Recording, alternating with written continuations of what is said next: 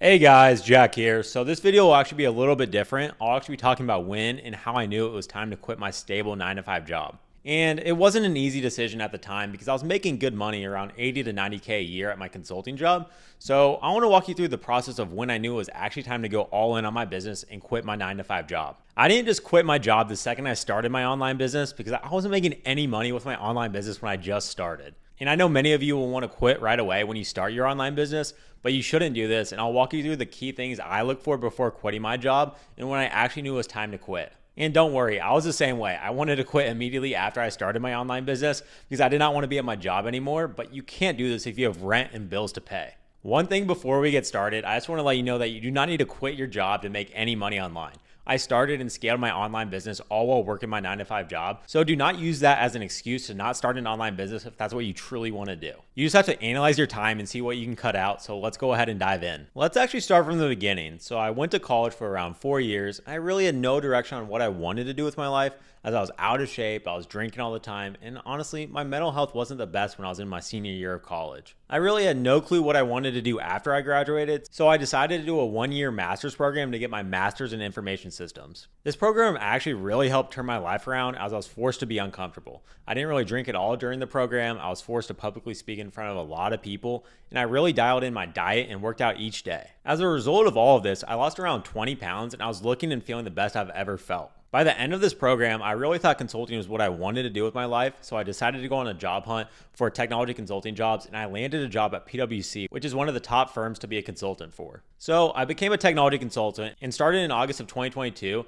and honestly, it was a lot of fun at first. But around 6 months or a year into the job, I started to not enjoy my day to day. And I really hated being in meetings all day, and I hated traveling every other week to client sites. And ultimately, I realized it was going to be a very slow progression all the way to the top when I was actually going to be making a lot of money. And I realized the people at the top were still working countless hours, and it really made me wonder, is this really what I wanted to do long term with my life? So I really needed to think about what I wanted to do. I came to the decision that I wanted to do my own thing, but what could I do that would allow me to have my own business quicker without a ton of experience to start?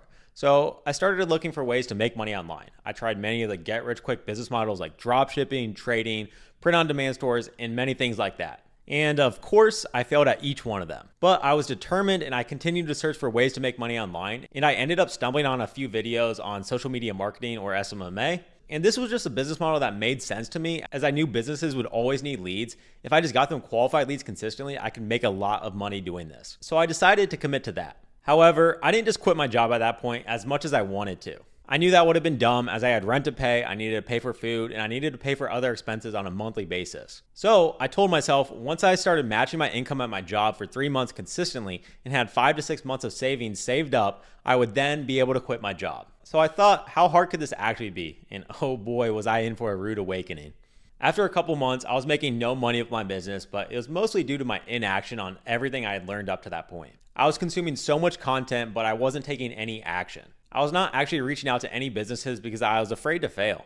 But then a flip switched in me. I realized if I actually wanted to quit my job, I would have to be uncomfortable and actually take action if I wanted to make it a reality. So fast forward to January of 2024, I started taking my business seriously. I cut out all distractions. I focused entirely on my business before and after work and heavily on the weekends.